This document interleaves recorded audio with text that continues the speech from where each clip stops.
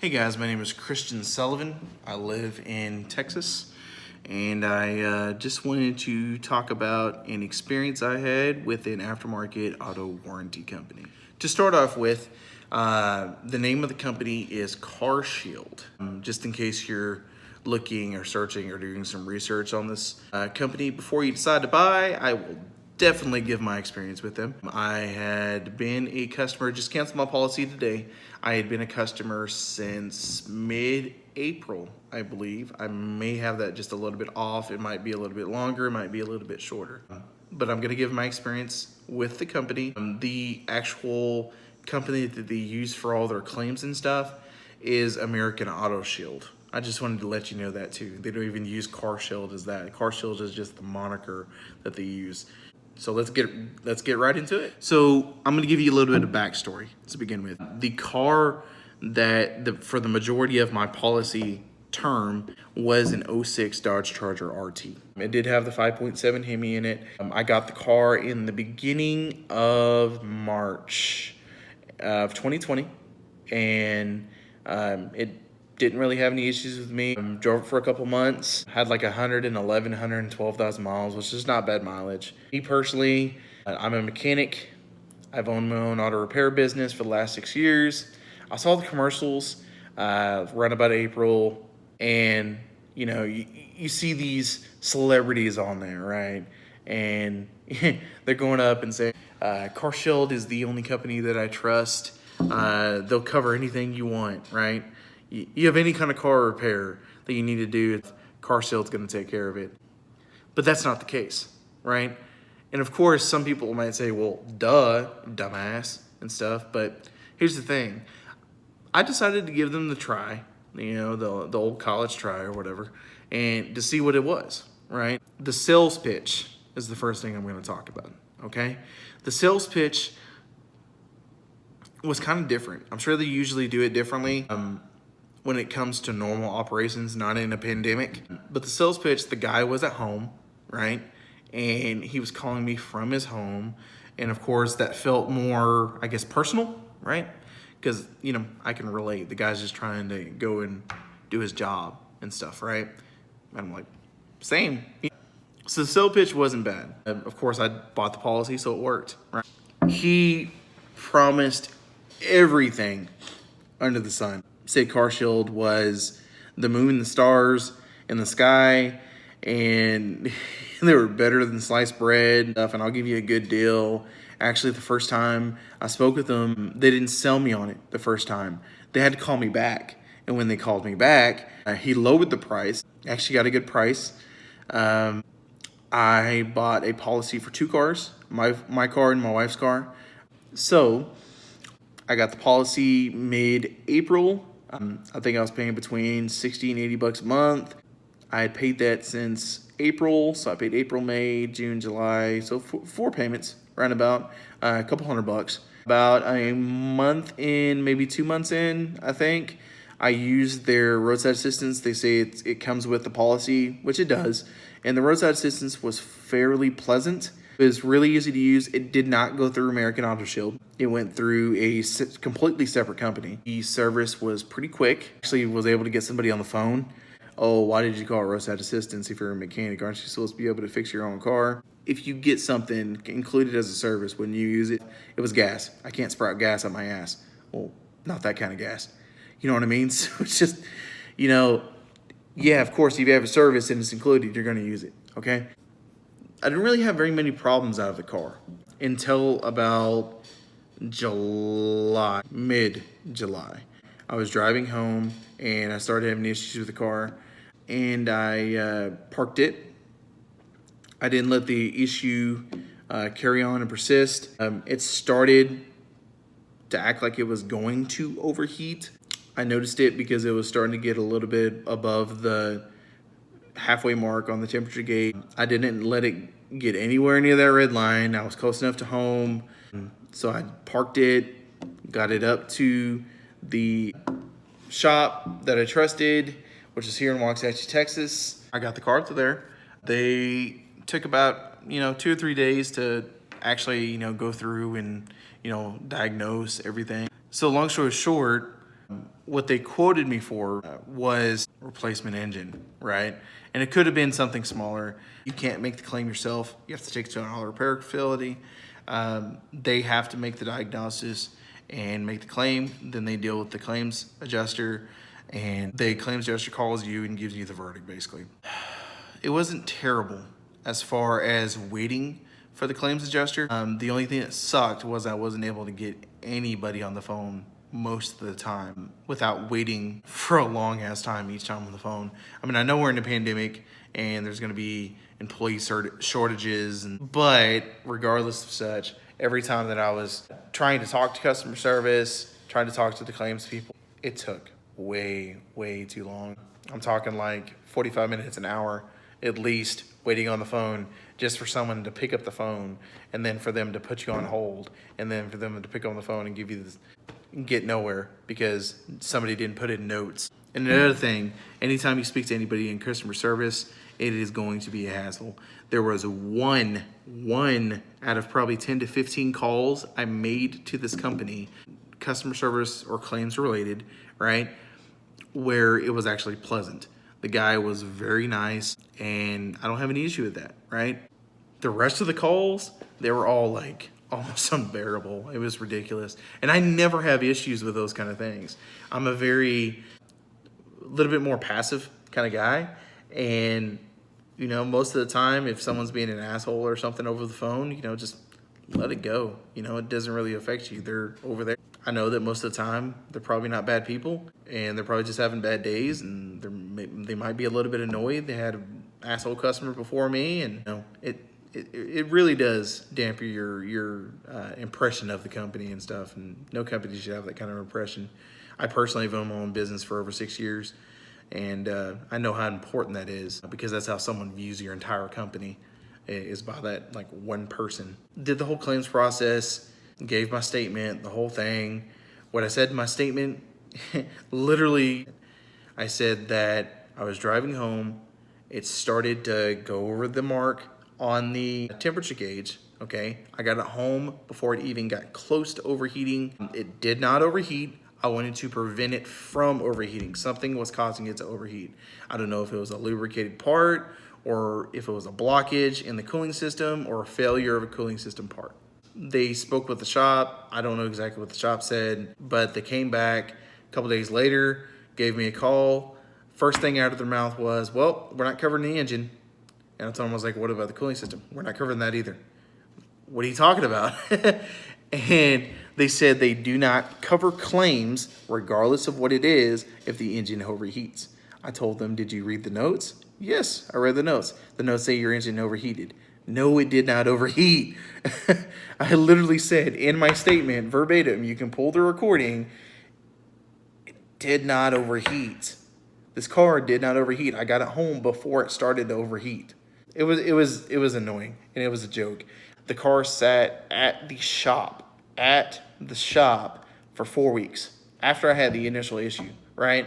So, and that was all like dealing with CarShield and going back and forth to these people, and it was a nightmare. Honestly, it was. So at the end of the day, I decided, you know what, it's not even worth it. I've been paying for almost 3-4 months. It's not worth it. Let me go ahead and try to call and cancel. I tried to call and cancel. Somehow they slipped around it and retained me as a customer. I guess they gave us, I think they gave me some kind of like false hope that it might be able to work. I think they said, oh, well, if it's a lubricated part that failed, then we'll go ahead and cover it and stuff, right? So I did my research on the car and looked into it. The lifters were going out in the engine. It's a common thing with Hemis. It's what causes the Hemi take in most cases. So I go and I say, we got lifter failure. I had it diagnosed as lifter failure. They sent that in. They said, no, we're not going to cover that. I forgot exactly what reason they used for that. They said it was a pre-existing condition or something, which if you're buying a used car aftermarket policy for a warranty on used engines, I mean, of course, any engine with wear on it is going to have pre-existing wear on it. You can't say it's a pre-existing condition. After about a couple weeks after that, I had gotten charged again already. It was too late. So I was like, you know what? Whatever. I'm not even going to worry about it too much. We were dealing with moving and we had some other things happen. And it went to the back of my brain. I got the car home. I decided, you know what? I don't even really want to jack with it. It was just too much of a hassle. Every time I look at the car, I get mad because I think about that experience that I had with that company. And it just, yeah, I just didn't want to deal with it. So I traded the car, got a diesel out of it, which is cool. Worked out. I'm pretty happy with the deal. But I was still doing business with the company. So today I canceled my policy, called customer service. Ooh, my Lord. Yeah, it wasn't a good experience. I literally said, very, very dumb, hi, my name is Christian. She says, is this the primary number associated with the account? Yes, ma'am. She said, and how can I help you today? And I told her, literally, I'm just looking to cancel my policy. I don't own the car anymore. I don't need the policy. She says, oh, okay. Can I ask why? I told her, well, to be completely honest with you, I don't feel like I've gotten my money's worth out of this policy. It just doesn't seem worth the money that I'm spending into it. Like I'm kind of just throwing that away. And I just don't own the car anymore. There's no reason for me to have it. The correct customer service response should have been, oh, you don't own the car anymore? Oh, okay, let me go ahead and take care of that for you. I'll go ahead and get the policy canceled. That way you can go ahead and get that off your bills, make sure we don't charge you accidentally and stuff like that for it.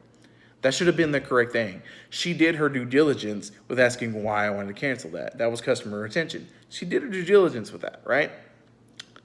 What she said instead of that was she said, hold on. I said, okay, all right. She came back with all the notes over the last month about me trying to go and use the warranty and file a claim and stuff. And she says, well, you know your policy wasn't covered because your car overheated, right? First off, it didn't overheat. Long story short, this lady just tried to argue with me about trying to keep my policy for a car that I don't even own. And she tried to go and, talk technical and this and that. And it was a bad experience. She tried to argue the whole damn time. And I kept telling her, look, there's no point to this. I do not own the car. I do not own the car. I said, honestly, I just want to cancel the damn policy. It's not worth it. And I don't think that this experience that we're talking with right now, the conversation is going very well. I don't know if you've had a bad day. I don't know what's happening in your life and stuff. I'm sure you're a great person, but the conversation we're having right now is not a good one, okay? And she even tried to argue that. She's like, I'm not doing anything wrong. She says, all I'm doing is trying to tell you why your claim didn't go through, why it got denied. I said, I already had a phone call with him over a month ago why it didn't go through. Right now, I'm just trying to cancel my policy. I don't own the car. I'm not a combative person. I'm not an argumentative person. I don't really like doing that. I'm pretty passive. So, it's just, but that one, it really did irk me, man. I did end up asking for a supervisor. She argued with me on that too. Why do I need to get a supervisor? We can have one call you back, maybe. I'm not doing that. She says, and I try to not have any kind of emotion when I talk to customers because, I'm just trying to be professional and stuff. You're not being really professional if the customer is literally telling you, hey, this conversation is not going well. All I'm trying to do is this, you're wasting my time. You're wasting your time that you could be spending with other customers that do have issues with their current active policies that they're trying to retain. It just didn't make any sense. So in conclusion, I will say this, okay? If you are a prospective customer that is watching this video, that saw the commercials of all these famous people, all these athletes, claiming to love CarShield and claiming that you can trust it, and you've seen that guy and his wife say, oh, I love CarShield. You know what they did for me? They gave me a motor and a transmission. Who does that? Because I've seen the commercial about 100 times, at least. Exercise caution. Definitely. Do your due diligence. Do your research on this company. Figure out if it's going to be something that works for you. If you have the money to blow on this company and you bought a brand new car, right? And you're just out of the warranty period and you have money to blow on the warranty and you have a car that's going to be prone to engine failure not due to anything that they can try to pick, right? Because that is exactly what they're going to do. The claims adjuster will go and find every little nitpicking reason why they will not cover it and stuff. Their job is to literally not cover the car. That's what their job is. And they will say, oh, well, we've covered this before, or we've covered this kind of stuff, but this was just with this car. We can't cover it because it's this issue. It was a hassle. It really was. And I spent hundreds of dollars putting into this policy and got nothing out of it. I really didn't. I got one roadside assistance call, and honestly, I would have rather pay the $75 for the service call, just paying the company direct, that company that actually came out and did the service call for the roadside assistance, than pay the, $60 to $80 a month that I was paying for the CarShield for that. I'm saying that if you're looking at getting this because you're worried about your car and you want to have this sense of security for your car, don't get this company. There's multiple complaints, multiple bad reviews on this company. There's also, you'll notice, a lot of good reviews, but they're all general. Like, they're all very generic, very basic, almost cookie cutter. So it kind of makes me think that maybe they're paying people to do good reviews to offset the bad. You'll also see when you look on YouTube and you try to search CarShield actual reviews, a lot of the actual CarShield videos where people are saying, oh, this is so great, is actually made by CarShield. There's not a whole lot of real reviews where people are saying good things about this company. There was actually news stories in a couple different places to where people had been paying thousands for a year or two at least into this company and getting nothing out of it. Like, they got literally nothing out of it. They paid for nothing but this false sense of security. There's Better Business Bureau complaints that people are making against this company. I believe, I'm not completely and totally sure, but I believe I saw somewhere where the Better Business Bureau was actually suing CarShield. So if I'm wrong on that, please correct me.